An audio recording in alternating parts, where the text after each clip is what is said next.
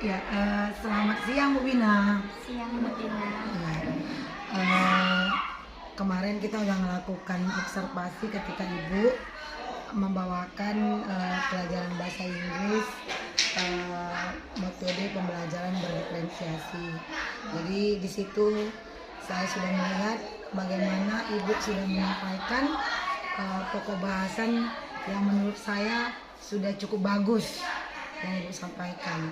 Tapi di sini saya ingin bertanya kepada Ibu, kira-kira ada nggak ya kendalanya ketika Ibu menyampaikan pembelajaran berdiferensiasi di kelas? Ya, baik Bu. Saya menjawab ya. Itu kemarin waktu saya mengajar ya. Bahasa Inggris ya. Bahasa Inggris itu kemarin kan kami mempelajari tentang pronunciation, yang namanya dalam bahasa Inggris itu pronunciation. Jadi di kelas itu murid-murid itu pada nggak mengerti Bu cara membacanya bagaimana, karena bahasa Inggris itu kan penulisannya itu beda dan pengucapannya itu beda. Jadi pronunciation mereka itu kurang mengerti cara pengucapannya bagaimana, dan disitulah kendalanya. Kemudian ada juga murid ketika saya menjelaskan mereka juga ribut. Jadi waktu saya menerangkan pengucapan dalam pronunciation itu, mereka pun dengan cara ribut seperti itu jadi kurang mengerti, nggak jelas gitu Bu, ya kan. Jadi intinya kalau mengajarkan pengajaran kemarin itu kurang mengerti lah, dan bagaimana ya caranya saya pun berpikir buat kedepannya supaya lebih menarik lagi saya untuk mengajarnya. Iya Bu. Jadi kalau saya lihat, Stop dulu. Stop dulu. Gak apa-apa. kenapa? Terpotong. Bukan Memori kakak. Memori habis ya? Penuh ya? Cut dulu ya. Iya, saya rasa sudah cukup bagus Ibu memberikan suatu pembelajaran di kelas dari yang Ibu paparkan dari beberapa metode-metode. Jadi kira-kira apakah Ibu bisa melakukan ke depan atau yang sudah Ibu pikirkan untuk mengajar sesuai dengan metode pembelajaran berdiferensiasi? Iya, saya rasa sih saya cocok ya Bu, seperti itu pemikiran saya. Karena dengan saya menggunakan audio.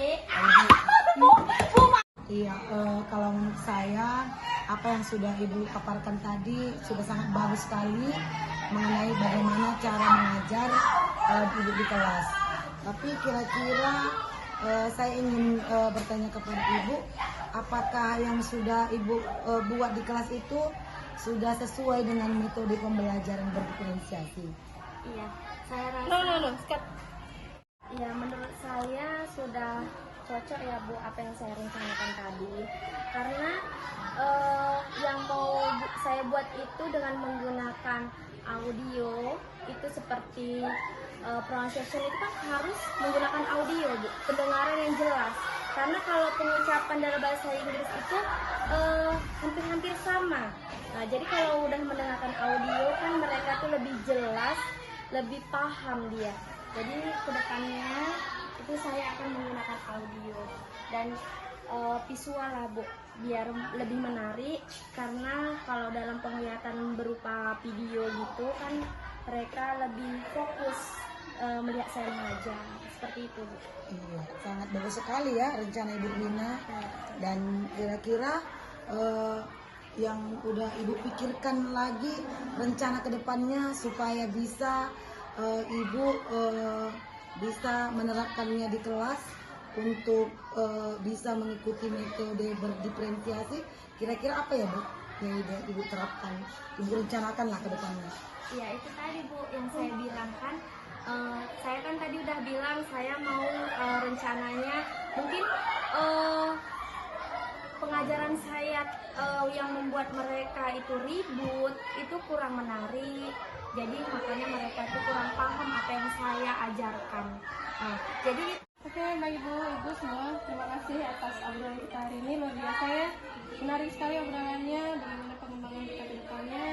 Kita sama-sama belajar, karena pada sejatinya kita semua adalah guru pembelajar, manusia pembelajar. Oke, saya serahkan lagi kepada Ibu Tina, silakan Ibu Tina. Ya, terima kasih kami ucapkan kepada Ibu pendamping dan Ibu Wina yang udah bisa menyediakan waktunya untuk kita mengobrol, berbagi cerita pada saat ini. Kiranya setelah dari obrolan kita ini bisa bermanfaat bagi kita dan bisa sama-sama dalam pembelajaran semakin berkreatif dan kita pun tetap sehat-sehat dan dimurahkan rezekinya. Mungkin sampai di sini. Terima kasih. Bagaimana sih cara supaya berdiferensiasi terhadap anak-anak yang tadi dapatkan seperti itu?